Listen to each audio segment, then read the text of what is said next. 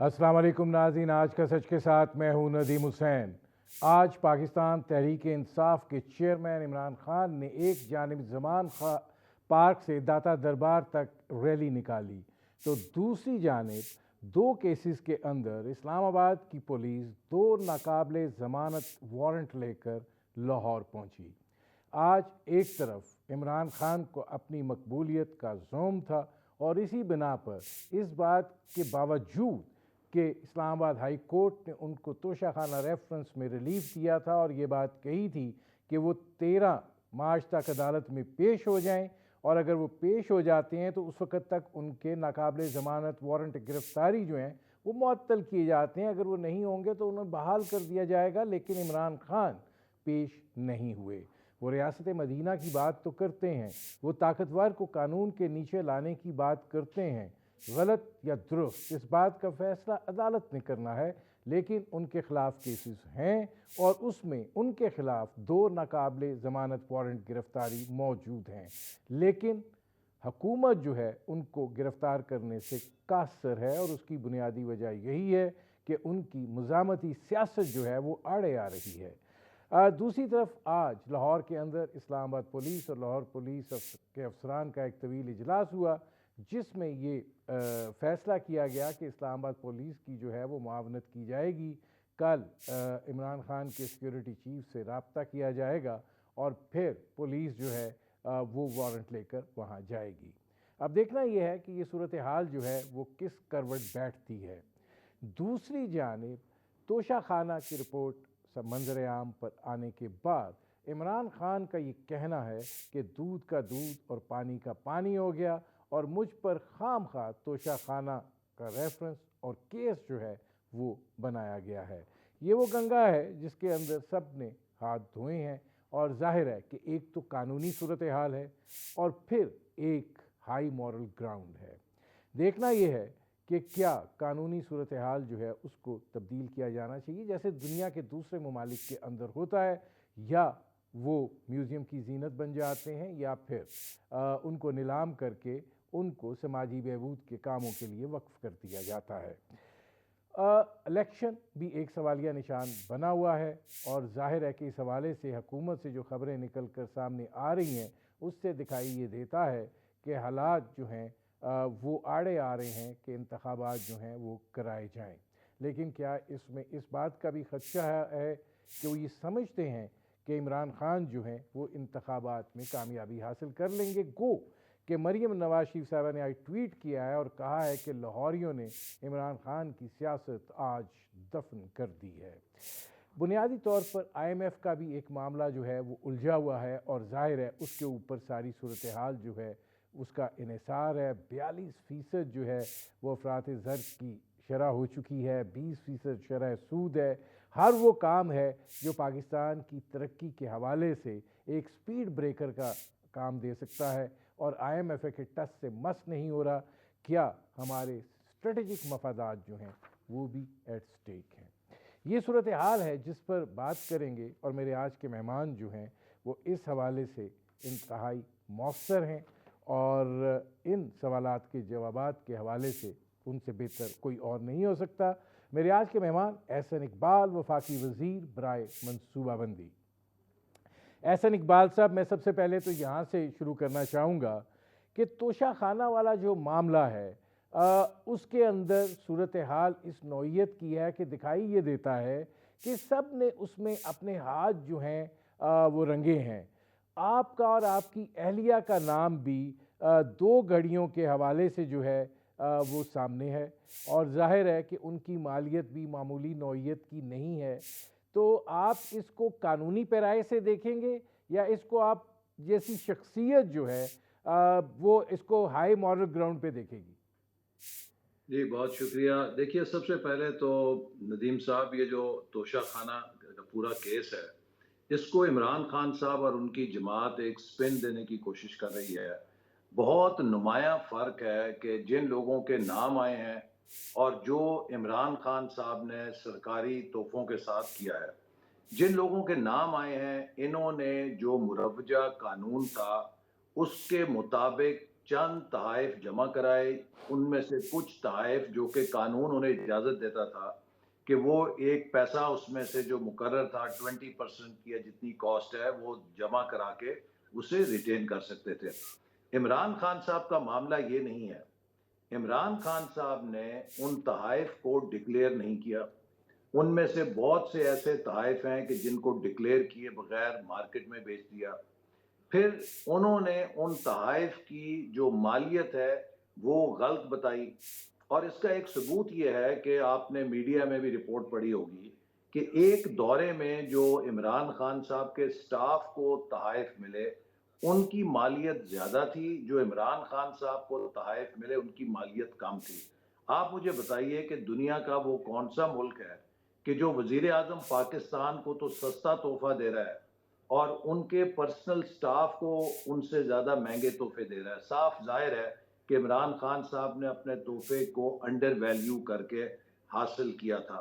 تو لہٰذا جو عمران خان صاحب نے توشہ خانہ میں غبن کیا ہے اس کا کوئی موازنہ نہیں ہے ان لوگوں کے ساتھ کہ جنہوں نے کم از کم، مثال کے طور پہ جو مجھے اس میں 2 گھڑیوں کا ذکر ہے، اگر میں وہ نہ ظاہر کرتا تو وہ چوری ہوتی، کیونکہ مجھے وہ پروٹوکول کے ڈپارٹمنٹ کے ذریعے یا وزارت خارجہ کے ذریعے نہیں ملی تھی. تو اگر میں دبا جاتا تو دبا جاتا، لیکن میں نے ان کو ڈکلیئر کیا اور جو قانون ہے اس کے مطابق جو اس کی ادائیگی بھی کی. عمران خان صاحب کا مسئلہ یہ ہے کہ انہوں نے نہ صرف یہ کہ ان تحفوں کو چرایا بلکہ چرانے کے علاوہ انہوں نے ان میں مس ڈیکلریشن کی اور بدترین غبن کیا.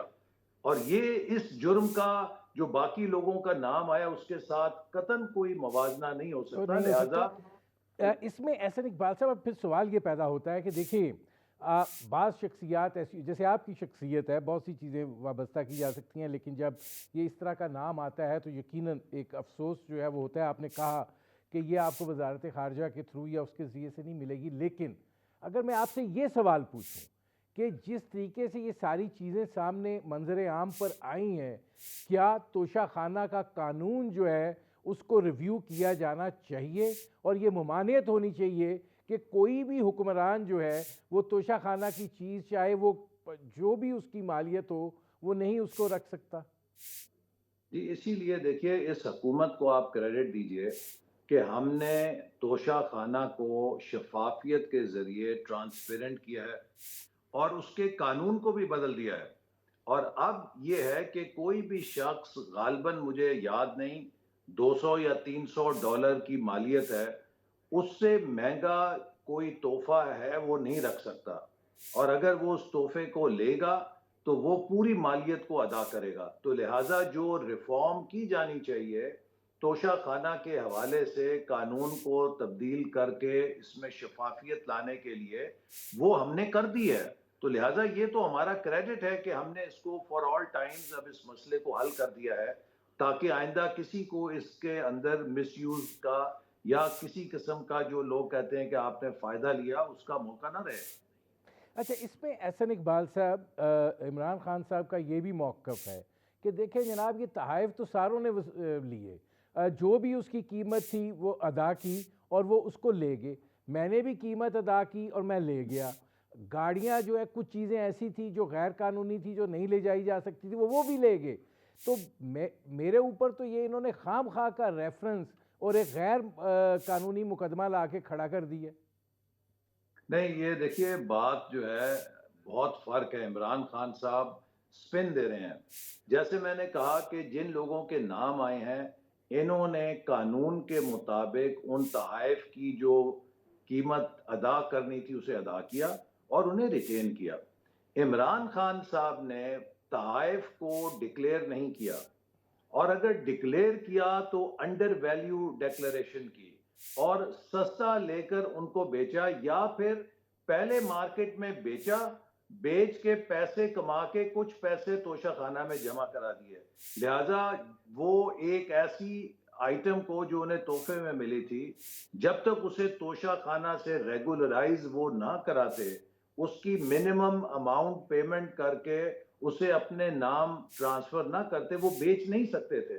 انہوں نے چیزوں کو پہلے بیچ دیا غیر قانونی طور پہ، اس کے بعد تھوڑے سے اس میں سے پیسے توشہ خانہ میں جمع کرا دیے. لہٰذا جس قسم کی بدعنوانی عمران خان صاحب نے توشہ خانہ میں کی ہے، میرے خیال میں ابھی تک پاکستان میں اس کی کوئی مثال نہیں کہ کوئی شخص اتنا بددیانت ہو کے تحائف کوڈ نہ ڈکلیئر کرے، اور اگر ڈکلیئر کرے تو انڈر ویلیو کرے تاکہ وہ اپنے پرسنل سٹاف سے بھی سستا تحفہ بنا کے اس کو اپنی جیب میں ڈال لے، اور پھر اس کو بغیر ریگولرائز کیے ہوئے مارکیٹ میں بیچ دے، اور مارکیٹ میں بیچ کے اس سے جو پیسہ کمائے تھوڑے سے وہ سرکاری خزانے میں جمع کر دے. تو عمران خان صاحب نے جو حرکتیں فرمائی ہیں ان کا کسی اور کے ساتھ کوئی موازنہ یا مقابلہ نہیں ہے. اچھا، اب یہ فرمائیے گا کہ عمران خان صاحب جو ہیں آج ان کے 2 ناقابل ضمانت وارنٹ جو ہیں وہ ایشو ہیں. ایک تو بحال ہوا ہے بنیادی طور پہ، اور دوسرا جو ہے وہ ایشو ہوا ہے. اس کے باوجود انہوں نے وہ آج ریلی بھی نکالی، انہوں نے آج خطاب بھی کیا، اتوار کو وہ مینار پاکستان پہ جلسہ بھی کرنے جا رہے ہیں.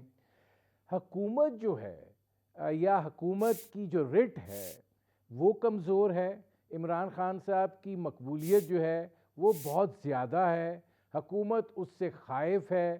کیا وجہ کیا دکھائی دیتی ہے کہ عمران خان صاحب نہ عدالتوں کو اہمیت دیتے ہیں، نہ قانون کو اہمیت دیتے ہیں، اور حکومت بھی جو ہے وہ بے بس دکھائی دیتی ہے؟ ان کے قانون نافذ کرنے والے ادارے کے لوگ جاتے ہیں، وہ ایک غیر شائستہ اور نامناسب رویہ برداشت کر کے واپس آ جاتے ہیں.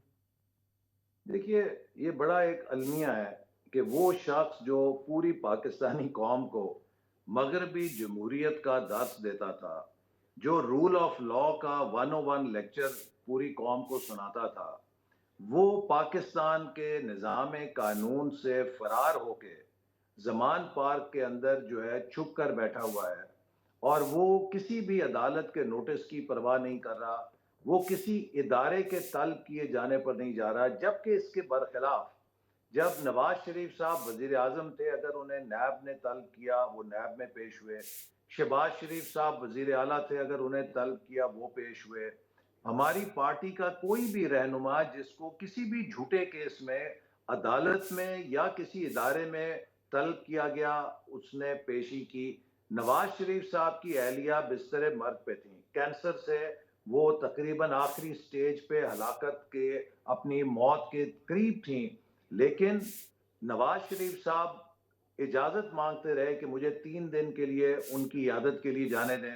کہا جاتا تھا کہ آپ ڈیلی نہیں احسن اقبال روزانہ صاحب دیکھیے، عدالت میں حاضری دیں گے، وہ دیتے رہے. نہیں احسن اقبال صاحب، یہ تو مجھے بریک لینا ہے.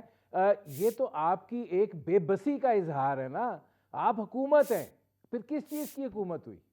دیکھیے، یہ بے بسی میری نہیں ہے، یہ پاکستان کے نظام عدل کی بے بسی ہے کہ پاکستان کا نظام عدل کا اگر یہ حال ہو کہ سپریم کورٹ نے بلدیاتی اداروں کو پنجاب میں بحال کیا، 7 مہینے تک ندیم صاحب، عمران خان اور عثمان بزدار نے سپریم کورٹ کے اس فیصلے کو جوتیوں کے نیچے مسئلہ، اور سپریم کورٹ میں بلدیاتی اداروں کے نمائندے توہین عدالت کی درخواست لے کر جاتے تھے. سپریم کورٹ وہ درخواست لینے سے انکار کر دیتی تھی. میں اس میں ایک احسن اقبال صاحب سوال ہے، مجھے بریک لینا پڑ رہا ہے، میں واپس آتا ہوں، یہیں سے شروع کریں گے. ناظرین، وفاقی وزیر برائے منصوبہ بندی احسن اقبال سے ہماری گفتگو جاری ہے. وقت ہوا ہے مختصر سے ایک مشہور بریک کا، ملتے ہیں اس وقت کے بعد.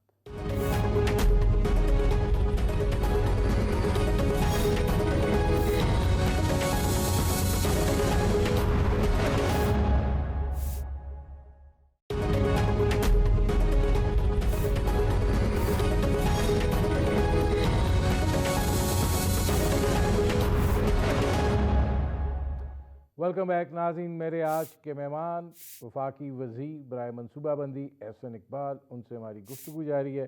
احسن اقبال صاحب، بریک پر جانے سے پہلے عمران صاحب کے حوالے سے میں حکومتی بے بسی کا ذکر کر رہا تھا، تو آپ کی گفتگو سے مجھے ایسے لگ رہا ہے کہ جیسے آپ یہ سمجھتے ہیں کہ خان صاحب کو جو ہے وہ عدالتی چھتری دستیاب ہے اور وہ جو بھی کر گزریں وہ قابل قبول بھی ہے، لیکن اس وقت تو 2 ناقابل ضمانت وارنٹ ہیں، وہ پورے شہر میں پھر رہے ہیں، اور قانون جو ہے وہ بیچارہ شرمندہ سا کہیں بیٹھا ہوا ہے. دیکھیے ندیم صاحب، یہ پاکستان کی سپریم کورٹ کے لیے لمحہ فکریہ ہے۔ میں آپ کو بریک سے پہلے کہہ رہا تھا کہ عمران خان نے سپریم کورٹ آف پاکستان کے چیف جسٹس جناب گلزار احمد صاحب کہ جنہوں نے وہ کراچی میں نیسلا ٹاور کے کون سا ٹاور تھا اس کو گرانے کے لیے تو جناب 24 گھنٹے وقف کر دیے کہ اس کی ایک ایک اینٹ گنتے تھے کہ وہ ٹاور گر رہا ہے کہ نہیں گر رہا۔ عمران خان کی انا کا ٹاور جو ہے اس کے آگے وہ بھی بے بس تھے۔ ان کے دیے گئے فیصلے کو 7 مہینے تک عمران خان نے تماشا بنایا، جوتی کی نوک کے اوپر رکھا۔ جسٹس گلزار احمد کو اور ان کے بینچ کو اتنی ہمت نہیں تھی کہ وہ عمران خان یا عثمان بزدار کو بلا کر یہ پوچھتے کہ آپ ہمارے فیصلوں پہ عمل درآمد کیوں نہیں کر رہے۔ جہاں سپریم کورٹ اتنی بے بس ہو جائے کہ شخص کے آگے، تو وہاں آپ ایک انتظامیہ سے یا ایک سرکاری افسر سے کیا توقع رکھتے ہیں کہ وہ کیا جھنڈا اٹھائے گا قانون کی حکمرانی کا؟ یہ تو عدالت کی توقیر کو عدالت نے قائم کرنا ہے۔ اور مجھے افسوس سے کہنا پڑتا ہے کہ ہم نے تو ماضی میں اگر کوئی بالواسطہ جملہ بھی کہا کہیں جس سے کہ کوئی توہین نہیں ہوتی تھی، تو ہمیں توہین عدالت کی شک لگ جاتی تھی، ہمیں طلبیاں ہو جاتی تھیں۔ میں نے 4 مہینے توہین عدالت کا کیس بھگتا ہے، ہمارے دانیال عزیز صاحب، طلال چودھری صاحب، نہال ہاشمی اور کون کون نااہل کر دیے گئے۔ اس سے سنگین جرائم عمران خان نے کیے ہیں، اس سے سنگین گالی گلوچ عدلیہ کے خلاف عمران خان نے کی ہے۔ عمران خان صاحب کا جب ذکر آتا ہے تو ان کو اس طرح ادب کے ساتھ سارا نظام قانون اور عدلیہ ان کے سامنے بے بس نظر آتی ہے۔ تو یہ تو میں سمجھتا ہوں کہ ہماری عدلیہ نے اس کے لیے خود کو دیکھنا ہے، خود اپنے آپ کو سوچنا ہے کہ وہ نظام قانون کو کیا ایک شخص کے لیے انہوں نے استثناء قرار دینا ہے، باقی 22 کروڑ لوگوں کے لیے اور قانون ہے۔ یہ لاڈلا کتنا کہ لاڈلا ہے عدلیہ کا؟ تو وہ اگر آپ دیکھیے نسلا ٹاور گر گیا نا، کیوں گرا؟ کہ ایک غیر بے قاعدہ ان ریگولر انہوں نے کہا جی تعمیر کی ہے۔ عمران خان نے بھی بنی گالا میں ارریگولر کنسٹرکشن کی تھی۔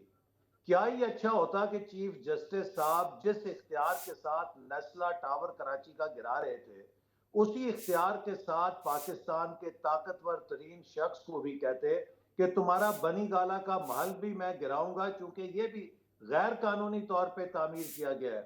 اسلام آباد کے اندر سینکڑوں مکان گرا دیے گئے کہ وہ ریگولرائزیشن ان کی نہیں ہوئی تھی، ان کی جو قانونی منظوری نہیں تھی۔ لیکن عمران خان کا جو محل ہے 300 کنال کا، اس کو سپریم کورٹ نے صرف نظر کیا اور اس نے 10-12 لاکھ کا جرمانہ دے کے اپنا قانون، اپنا مکان تو ریگولرائز کرا لیا۔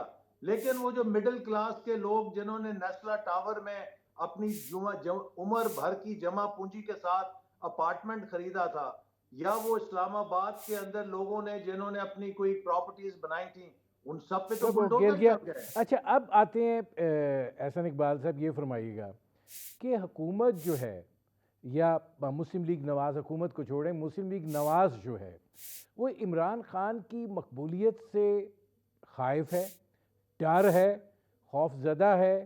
کیا وجہ ہے کہ آپ کا جو وزیر بولتا ہے وہ یہ بات کہتا ہے کہ جناب الیکشن نہیں ہو سکتے، کھانے کو 2 وقت کی روٹی نہیں ہے، الیکشن کے لیے پیسے کہاں سے لائیں؟ دہشت گردی کی صورتحال ایسی ہے کہ حالات کو کنٹرول کرنا جو ہے اس کے لیے پوری فورسز لگی ہوئی ہیں، آر اوز کا مسئلہ ہے۔ یہ سارے ایک طرح کے دکھائی ایسے دیتا ہے کہ جو 2 صوبوں کے انتخابات ہیں ان سے رائے فرار اختیار کرنے کی ایک کوشش دکھائی دیتی ہے۔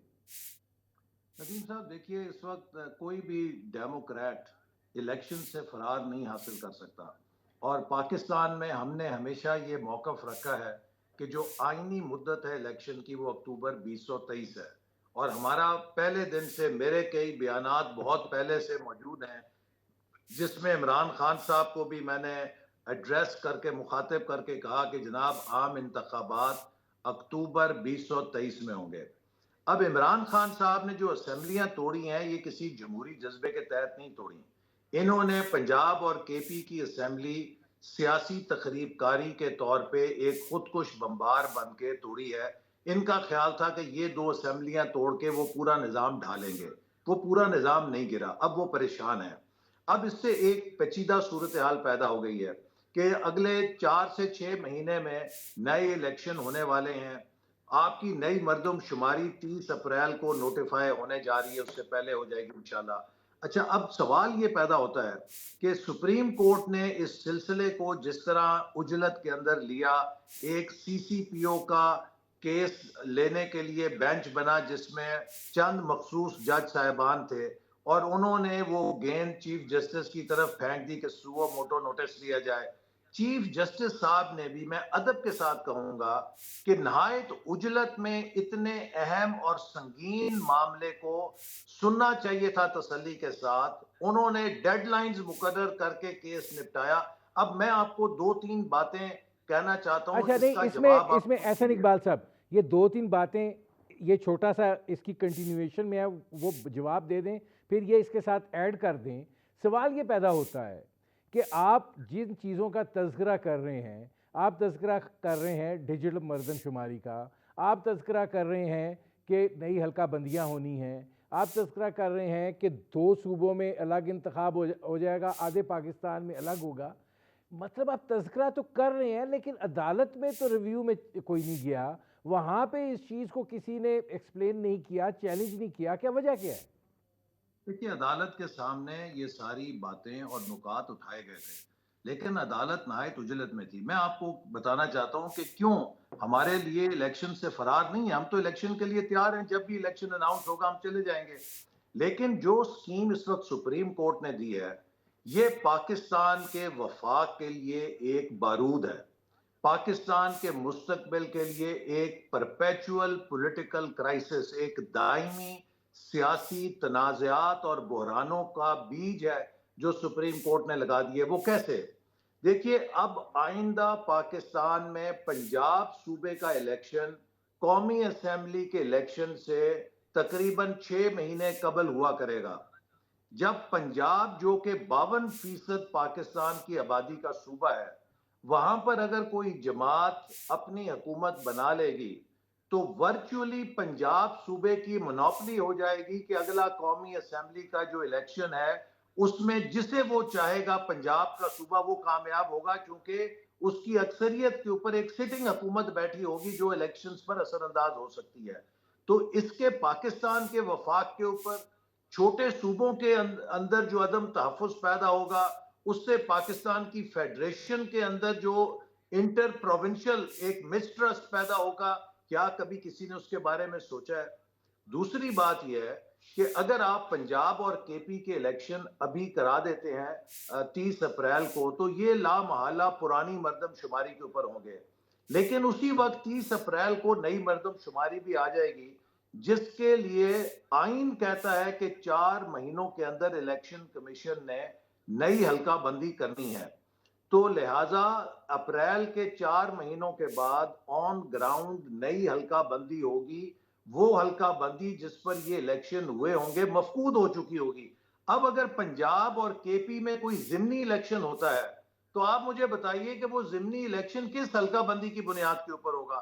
ہو سکتا ہے کہ ایک ضلع سے نشست کم ہو کے دوسرے ضلع میں چلی گئی ہے، ہو سکتا ہے کہ ایک نشست جو ہے وہ 2 صوبوں کے درمیان اب کامن ہو گئی ہے۔ نہیں احسن تو اقبال صاحب، ایسے آپ کی یہ باتیں سب بالکل ٹھیک ہیں، کیا آپ اگر اس وقت یہ عدالت کو نہیں آگاہ کر سکے، کوئی آپ کی مجبوری ہوگی، عجلت تھی، جو بھی تھا، اب آپ کوئی ریویو میں جانے کا ارادہ رکھتے ہیں یا دیکھیے، آپ سب؟ جی عدالت کو یہ سارے ایشوز جو ہیں، چاہے وہ سینسس کے تھے، چاہے وہ الیکشن کے سپلٹ ہونے کی وجہ سے جو اس کے مضمرات ہیں، یہ وہاں پر اٹھائے گئے، لیکن عدالت ان چیزوں کو شاید سننا نہیں چاہتی تھی۔ انہوں نے ایک عجلت کے اندر بس آنکھیں بند کر کے، میں تو کہوں گا گستاخی معاف، ایک فیصلہ دے دیا، یہ سوچے سمجھے بغیر کہ اس کے مضمرات کیا ہیں۔ میں آپ کو پھر کہہ رہا ہوں کہ پاکستان کی فیڈریشن کے لیے تباہ کن ہوگا کہ اگر 6 مہینے پہلے پنجاب میں جو پاکستان کا سب سے بڑا صوبہ ہے، جس میں 52% آبادی ہے، وہ اکیلا پاکستان میں اکثریت پیدا کر سکتا ہے، اگر پنجاب حکومت قومی اسمبلی کے انتخابات پہ اثر انداز ہوگی تو باقی چھوٹے صوبے تو فارغ ہو جائیں گے پاکستان میں حکومت سازی کے لیکن عمل اب سے۔ احسن اقبال صاحب معاملہ یہ ہے کہ آپ کی یہ توجیہات جو ہیں، آپ کہہ رہے ہیں کہ سپریم کورٹ کو دیں، انہوں نے آنکھیں بند کر کے فیصلہ دے دیا، تو اس کا مطلب یہ ہے کہ الیکشن تو ہوں گے، اور الیکشن ہوں گے تو پھر عمران خان بھی ہوگا، تو یہ جو اب صورتحال بیچ میں سے نکل کے آتی ہے، یہ تاثر ابھر کر آتا ہے کہ الیکشن جو ہیں وہ شاید یہ دو صوبوں کے نہ ہو پائیں۔ آپ کو کوئی آئینی راستہ دکھائی دیتا ہے ان کے مؤخر یا تاخیر میں لے جانے کا؟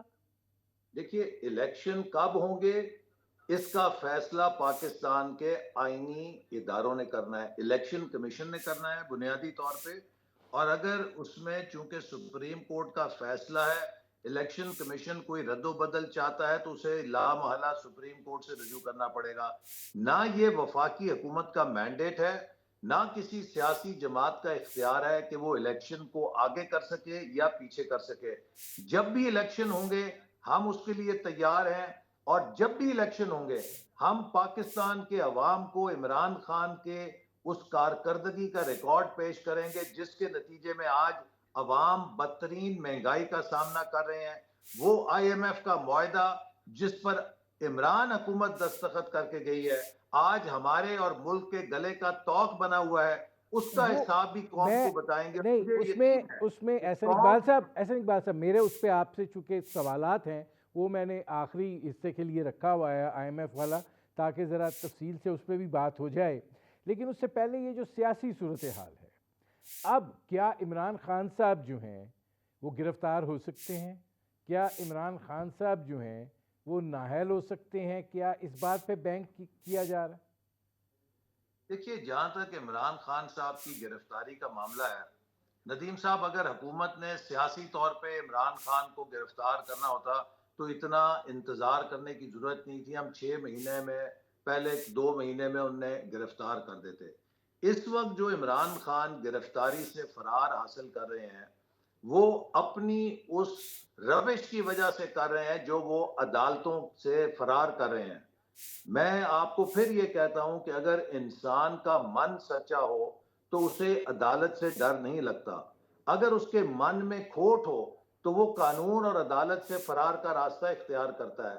میرا آپریشن ہوا تھا بازو کا جس میں گولی لگی تھی، اس میں سے سٹیل نکالنے کے لیے 19 دسمبر 2019 کو، اس کے 3 دن بعد مجھے نیب نے طلب کر لیا۔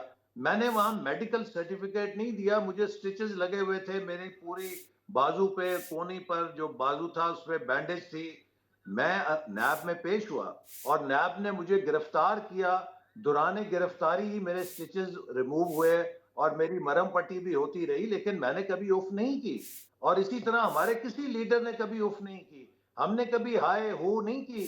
لیکن سوال یہ ہے کہ عمران خان صاحب آج جس خوف میں مبتلا ہیں وہ ان کے اپنے اندر کا خوف ہے، انہیں پتا ہے کہ وہ قانون کی گرفت میں آئیں گے تو بچ نہیں پائیں گے، جو ان کے رانگ ڈوئنگز ہیں اس کے لیے ان کو قانون کے سامنے گرفتار بھی ہونا پڑے گا، سزا بھی انہیں سننی پڑے گی، پڑے گی۔ اس لیے وہ فرار کا راستہ حاصل کر رہے ہیں۔ اچھا ناظرین، وفاقی وزیر برائے منصوبہ بندی احسن اقبال سے ہماری گفتگو جاری ہے، ایک بریک کا وقت ہوا ہے، جب بریک سے واپس آئیں گے تو مہنگائی اور آئی ایم ایف کے ساتھ صورتحال، اس پر احسن اقبال صاحب سے بات کریں گے۔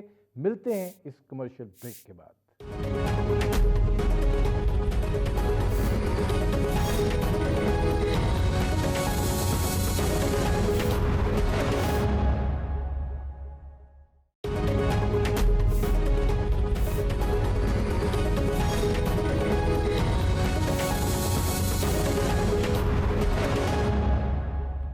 ویلکم بیک ناظرین، آئی ایم ایف کے ساتھ معاہدہ بھی حکومت وقت کے لیے گلے کی ہڈی بن گیا ہے، اور مسائل ہیں کہ ختم ہونے پر نہیں آ رہے، اور آئی ایم ایف جو ہے وہ راضی ہو کے نہیں دے رہا۔ احسن اقبال صاحب وفاقی وزیر برائے منصوبہ بندی ہمارے ساتھ ہیں، ان سے بات کرتے ہیں۔ احسن اقبال صاحب یہ فرمائیے گا کہ آئی ایم ایف چاہتا کیا ہے؟ مطلب کیا جتنا کچھ کر دیا ہے، یعنی کبھی اس طرح نوعیت کی صورتحال نہیں ہوئی کہ ہمارا شرح سود 20%، یعنی ہمارا شرح سود جس کا کوئی تعلق واسطہ نہیں ہے انفلیشن ریٹ سے، افراط زر کی شرح 42%، مہنگائی نے لوگوں کا ناطقہ بند کر کے رکھ دیا ہے، पेट्रोलियम मसनूआत इंडस्ट्री जो है वो क्लोजर पे आ गई है, IMF प्रोग्राम वैसे एंटी ग्रोथ होता है, तो ये IMF चाह क्या रहा है, मसला क्या है?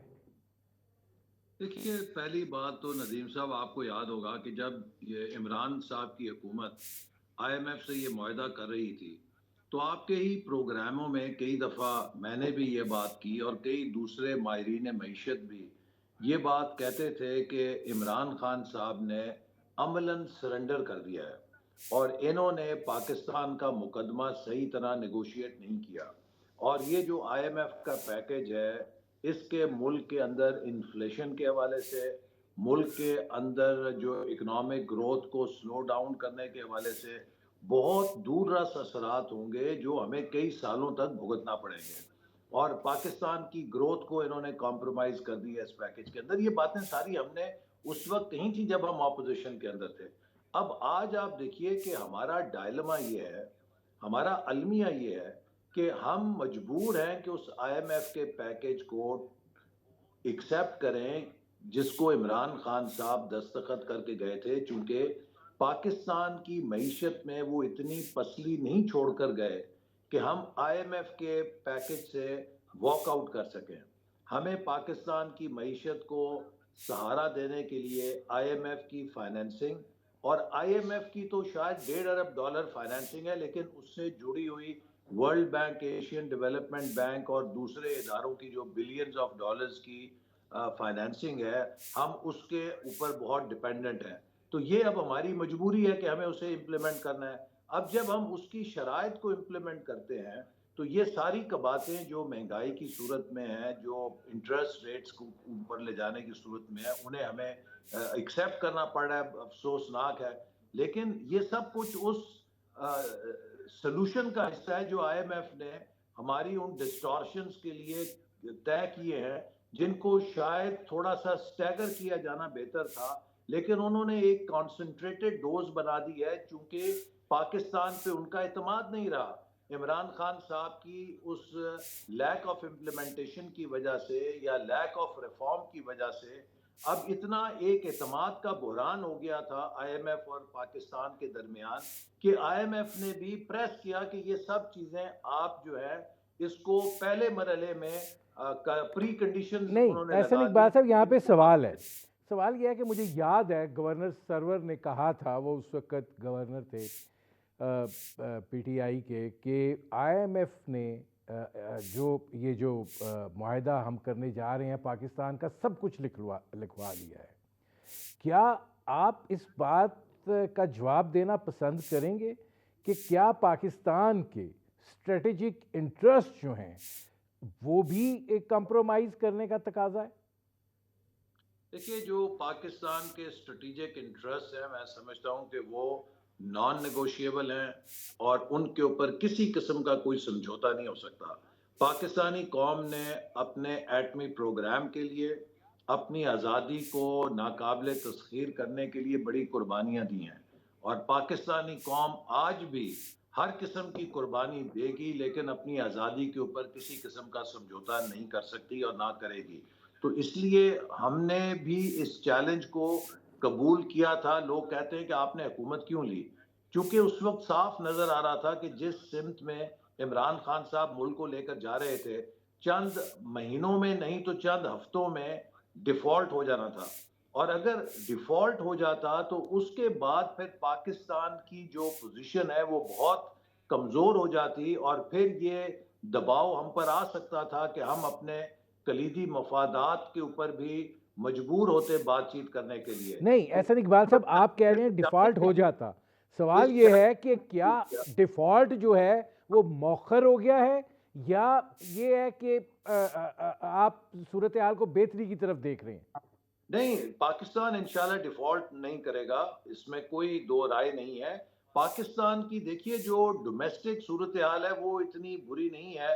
हम एक ऐसा मुल्क हैं जो अपने मुल्क में फूड सिक्योरिटी पैदा कर सकते हैं।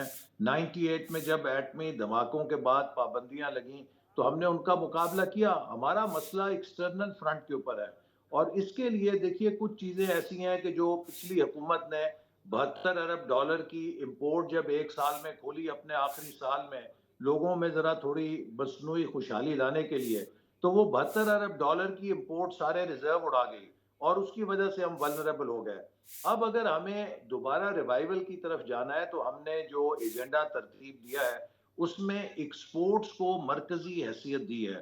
ہمیں اگلے 2 سے 5 سالوں میں پاکستان کی جو ایکسپورٹ کی صلاحیت ہے اس میں غیر معمولی اضافہ کرنا ہے، اور اس کی پوٹینشیل موجود ہے۔ ہم اگر نیت کے ساتھ سب مل کر کوشش کریں تو ہم پاکستان کی جو ایکسپورٹس ہیں اس میں بھی اضافہ کر سکتے ہیں، ہم پاکستان میں فورن ڈائریکٹ انویسٹمنٹ بھی مزید لا سکتے ہیں، اور ریمیٹنسز کے اندر بھی بہت گنجائش ہے امپروومنٹ کی۔ تو اگلے چند سالوں میں جو ہمیں $5 سے 7 ارب سالانہ اضافہ کرنا ہے اپنی آمدنی میں، وہ ممکن ہے اگر ہم کچھ اس ایکسپورٹس کو کو بڑھا لیں۔ اچھا توسیع دیں، اب کچھ دو انویسٹمنٹ لائیں اور کچھ جی ریمیٹنس کو احسن اضافہ اقبال کریں۔ صاحب، دو پولیٹیکل سوال ہیں آپ کے، دو اس وقت چیلنجز ہیں۔ پہلا چیلنج یہ ہے کہ جس نوعیت کی مہنگائی ہے اور جس طریقے سے لوگ پریشان ہیں، پریشانی بڑا چھوٹا لفظ ہے اس کے لیے، کیونکہ ہم اس لوگوں کو دیکھ رہے ہیں کہ وہ کس طریقے سے چادر کبھی پاؤں پر ڈالتے ہیں اور کبھی سر پر ڈالتے ہیں۔ ایسی صورتحال میں اگر انتخابات ہوتے ہیں تو یہ سارا ملبہ جو ہے مسلم لیگ نواز اٹھانے کے لیے تیار ہے؟ آپ کو لگتا ہے کہ آپ کچھ کر پائیں گے؟ میں آپ کو ایک مثال دیتا ہوں کہ اگر آپ گھر سے نکلیں بوسکی کا جوڑا پہن کے اور آپ کو سڑک کے کنارے کوئی بہت ہی قریبی دوست یا عزیز خون میں لت پت سسکیاں لیتا ہوا نظر آئے، تو کیا آپ یہ سوچتے ہیں کہ اس کو میں نے اٹھایا سینے سے لگا کے گاڑی میں ڈالا تو میرا جوڑا خراب ہو جائے گا، میری گاڑی کی کوشش خراب ہو جائے گی؟ آپ اسے اٹھاتے ہیں، گاڑی میں ڈالتے ہیں، اسپتال لا کے اس کی جان بچانے کی کوشش کرتے ہیں۔ ہمیں بھی پاکستان کی معیشت سسکتی ہوئی مضروب حالت میں عمران خان کے 4 سالوں کی جو تباہی تھی اس کے نتیجے میں نظر آئی، اور ہم نے اس کو اٹھایا۔ ہم نے یہ پرواہ نہیں کی کہ اس کا جو خون ہے ہمارے کپڑوں کو خراب کرے گا، ہماری گاڑی کی کوشش کو خراب کرے گا، کیونکہ خدا نہ خواستہ یہ معیشت اگر دم توڑ دیتی تو ہم سب دم توڑ دم دیتے۔ توڑ دیتے تھے۔ ہمیں ہے کہ ہم احسن اقبال صاحب جی، میرے پروگرام کا وقت ختم ہو رہا ہے، بہت شکریہ احسن اقبال صاحب۔ ناظرین، یہ تھے وفاقی وزیر برائے منصوبہ بندی احسن اقبال، ان کی آپ نے گفتگو سنی۔ اب تک کے لیے اتنا ہی، اجازت دیجیے، اللہ حافظ۔